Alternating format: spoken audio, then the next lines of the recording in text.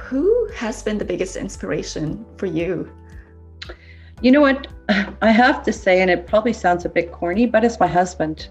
If I didn't have a stable family life and feel loved and cared for at home, I think it would have made my career much more difficult through the peaks and valleys. Like I said, I share his Italian values now that I have learned, and everything is about family and caring for people. And I love the Italian culture, and I wholeheartedly embrace it.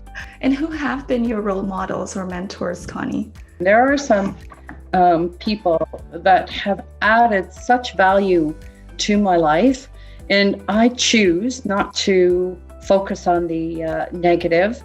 And so there are a few people that are great mentors and have taught me so much.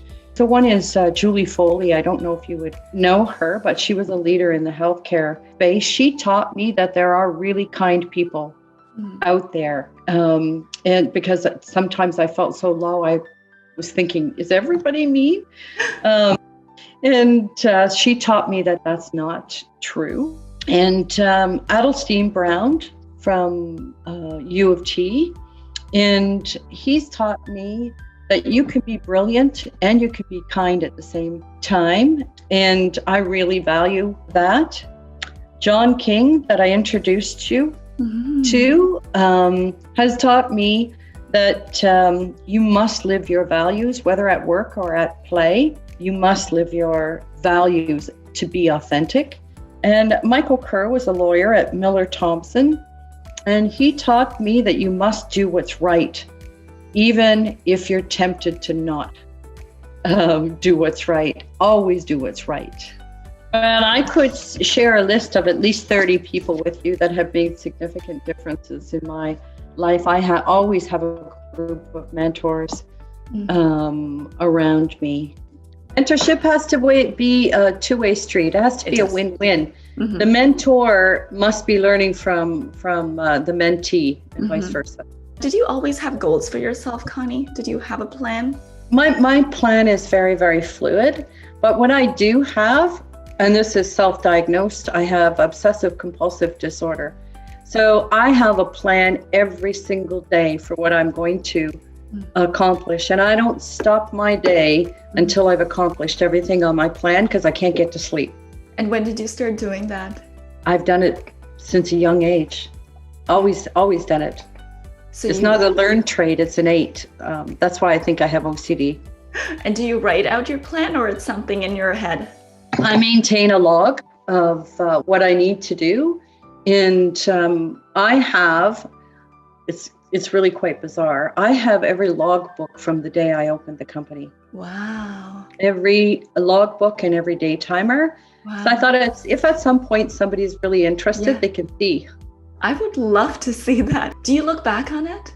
Occasionally I go back and I reflect when I think about some of the leaders that I've met in my lifetime who have passed away. And I'm also a little bit bizarre, because many friends who were so inspiring to me who have lost their life, I still have their emails in my address book. So it serves as a memory for me every time their name, I go across their name. Such a nice keepsake.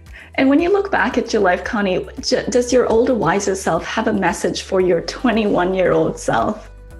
I think I probably would have done more schooling.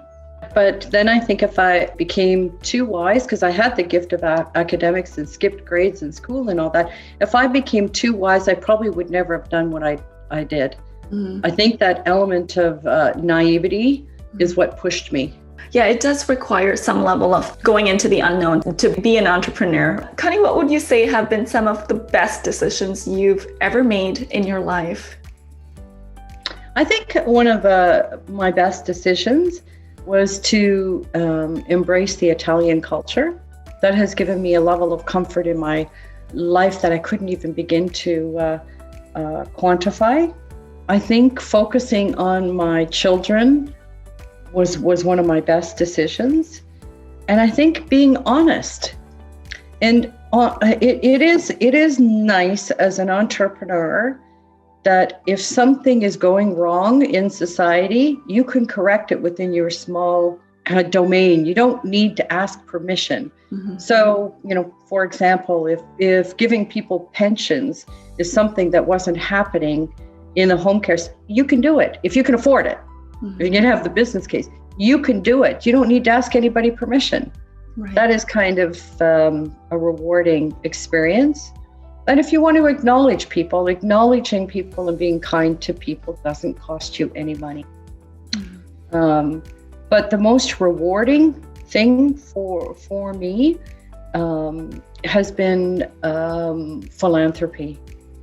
And that's how I define success. If you're able to help somebody else who's in a vulnerable position, which I have been in myself, and make life a little easier for them, whether it's mentoring them in school or whether it's, giving food to the homeless or donating to charities or giving a piece of your paycheck to someone, that's the most rewarding part of life.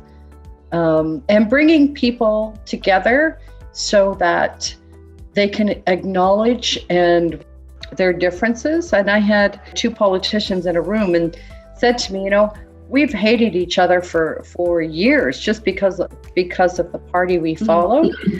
You've taught us that we don't have to hate each other anymore. As they say, the value of your life is measured by the impact you have on others. And obviously you've had a huge impact on the lives of so many. Well, thank you. I see myself as a worker, just like everybody else that sometimes gets the microphone a few more times. And what keeps you motivated to keep waking up and doing the work that you're doing, Connie? I like helping people, and that's from the patient perspective, but I like helping people to be their best.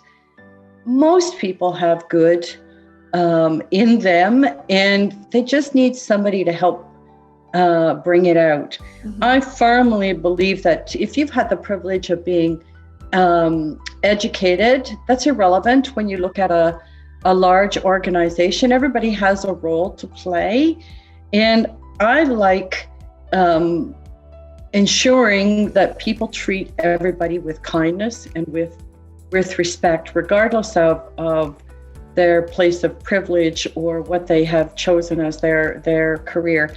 That motivates me.